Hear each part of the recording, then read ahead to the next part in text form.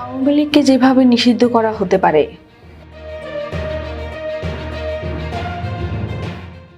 বৈষম্য বিরোধী ছাত্র আন্দোলন দমনে মানবতা বিরোধী অপরাধ সংগঠনের দায়ে আওয়ামী লীগ নিষিদ্ধ হতে পারে। মানবতা বিরোধী অপরাধের দায়ে আওয়ামী লীগ নেতাকর্মীদের বিরুদ্ধে অসংখ্য মামলা দায়ের হয়েছে।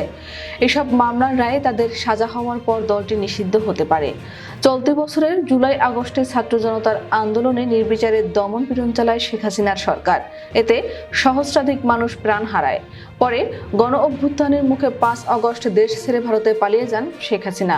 এরপর থেকে জুলাই হত্যাকাণ্ডের বিচার চেয়ে শেখ হাসিনা ও আওয়ামী লীগের বিরুদ্ধে একের পর এক অভিযোগ আসছে আন্তর্জাতিক অপরাধ ট্রাইব্যুনালে। গত 19 আগস্ট আওয়ামী লীগ নিষিদ্ধে একটি রিট করেছিলেন সারদা সোসাইটি নামে একটি সংগঠনের পক্ষে এর নির্বাহী পরিচালক আরিফুর রহমান মুরাদ ভূঁইয়া।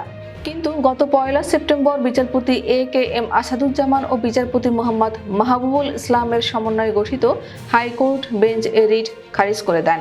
এদিকে গত 23 সেপ্টেম্বর রাজধানীর বিচার প্রশাসন প্রশিক্ষণ ইনস্টিটিউটে বিশিষ্টজনদের সঙ্গে আন্তর্জাতিক অপরাধ ট্রাইব্যুনাল আইন নিয়ে এক মতবিনিময় সভা করেন অন্তর্বর্তী সরকারের আইন বিচার ও সংসদ বিষয়ক উপদেষ্টা ডক্টর আসিফ নজরুল। সভায় গণহত্যায় কোনো বাহিনী বা দলের সম্পৃক্ততায় গুম, খুন, যৌন নির্যাতনকে মানবতা বিরোধী অপরাধ হিসেবে গণ্য করা ও জড়িত রাজনৈতিক দলকে 10 বছর নিষিদ্ধ করা সহ 8টি সংশোধনীর প্রস্তাব করে আইন মন্ত্রণালয়।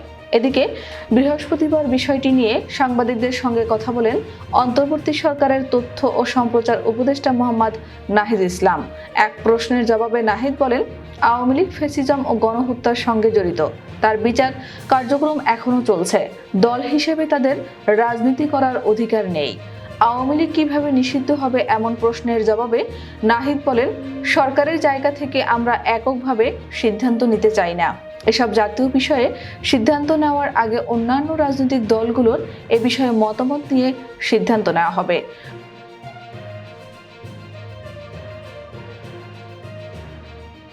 সব রাজনৈতিক দলগুলোর ঐক্যমত হলেই আওয়ামী লীগের রাজনীতি নিষিদ্ধ করা হবে।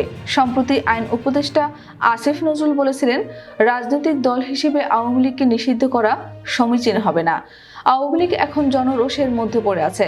ভারতের দাসত্ব করে তারা টিকে থাকতে চেয়েছে, কিন্তু বাংলাদেশের মানুষ ভারতের দাসত্ব কামনা করে না। একটা স্বাধীন দেশ অন্য দেশের বন্ধু হতে পারে, দাস হতে পারে না। আওয়ামী লীগ এই সহজ কথাটা বুঝতে পারেনি। আওয়ামী লীগের প্রশ্ন ছিল, তারা ক্ষমতা থেকে গেলে প্রধানমন্ত্রী কে হবে? এ প্রশ্নের উত্তর এখনো স্পষ্ট নয়।